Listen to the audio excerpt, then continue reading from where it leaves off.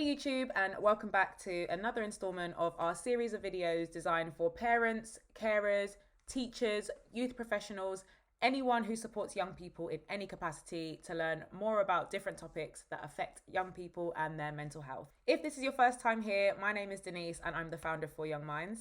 April is Stress Awareness Month, so in this video we'll be focusing on understanding stress and anxiety and how to support young people with this, particularly with the focus around exams, as I know that's affecting a lot of young people at the moment. So first up, we're starting with the difference between stress and anxiety.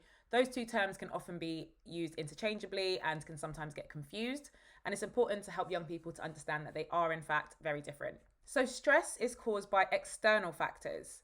In this case, we're talking about exams, which acts as the stressor. But other external factors can include things like driving tests, job interviews, changing schools, you name it.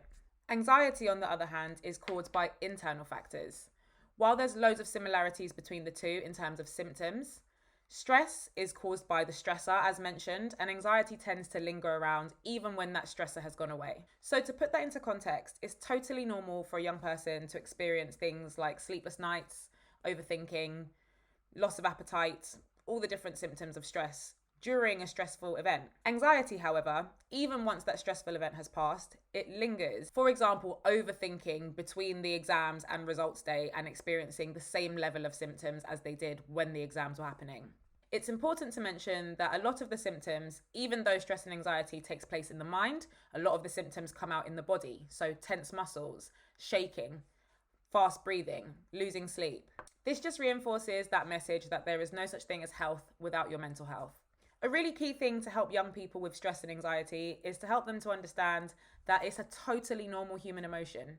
We will all feel it from time to time. So whilst they might be getting annoyed and think it's so silly to feel this way, it's important to mention that actually this could be worsening the symptoms and getting them stuck in a vicious cycle. Stress and anxiety are caused by the fight, flight, and freeze response, and we have no control over that. Beating yourself up about something that you've got no control over can actually make those symptoms worse. Remind young people to be kind to themselves. Another thing to mention is that feeling anxious, again, is a totally normal human emotion. However, an anxiety disorder is when someone struggles with these feelings of anxiety for long periods of time.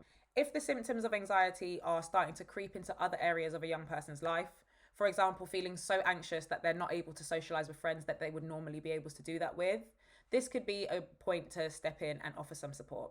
Next, we're just going to touch on some useful coping mechanisms that young people can use in practical ways in their day-to-day life. The first coping mechanism I'd like to touch on is helping young people to explore what's in their control and what is out of their control. When feeling really stressed or anxious, we can potentially try to take control of everything around us, when actually certain things are completely out of our control. Putting this into context, using exams as the example, help young people to see what's out of their control first. Things like what exam questions come up, maybe they catch a cold and they lose a bit of revision time. Maybe other people are really calm and collected about the exam that they are absolutely panicking about. On that last point, remember to tell young people not to compare themselves to others. Those young people who are feeling really confident about the exams, that's great. However, they could be putting that on and we have no idea how they're actually feeling about it. So comparison is never a good idea. Then move on to thinking about what is in a young person's control. How much revision they're able to do. How well they organise their time. Are they prioritising self-care to make sure they're not getting so stressed and overwhelmed that they can't even revise? And most importantly, are they asking for help when they need it? A really important one that we often take for granted. Once you've thought about what's in your control and out of your control, it gives you exactly which areas you need to focus on and put your attention into. Everything else is just noise and you've got no control over it. So focus on what you can control, feel more prepared there, and that can really help to lessen those feelings of stress and anxiety. The last coping mechanism I'd like to touch on in this video is the 5 senses grounding technique. This one is particularly useful for young people who struggle with panic attacks or even just to calm an anxious mind if they're struggling with overthinking and sleepless nights. First, just make sure the young people know what all their 5 senses are: sight, hearing, touch, smell, and taste. With this technique, you're just going to work through all those 5 senses. First, get the young person to name 5 things that they can see. Anything around the room, out the window, things on the wall, whatever. Just name 5 things that you can see. Next, name 4 things that you can touch. This could be your clothes, your hair, the table in front of you, your phone, whatever it is. Next, get them to name 3 things that they can hear. Are there cars passing outside? Are there birds chirping out the window? Is there cat meowing in the corner? Next up, 2 things that you can smell. Maybe someone's cooking a really nice meal in the next room, or you've got some perfume on. And lastly, 1 thing you can taste. This is usually your last meal, something you drank, or maybe you've just brushed your teeth, so you're tasting a bit minty. The whole point of this grounding technique is to calm the nervous system down. This takes your attention. It brings you back into the present. You have to be present to think about what you can see, what you can hear, what you can touch. And it's a great way to calm yourself down if you're having a panic attack. As always, I feel like these videos absolutely fly by and I've just about scratched the surface. If you found this video useful, or you'd like to have a deeper understanding, ask some questions, or learn some more useful coping mechanisms, come along to our free webinar, which we host for our Adults for Young Minds Facebook group.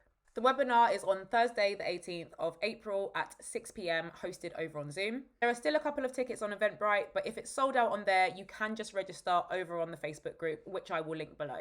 Let's learn from each other and get talking this Stress Awareness Month. I look forward to seeing some of you there. Thank you for watching.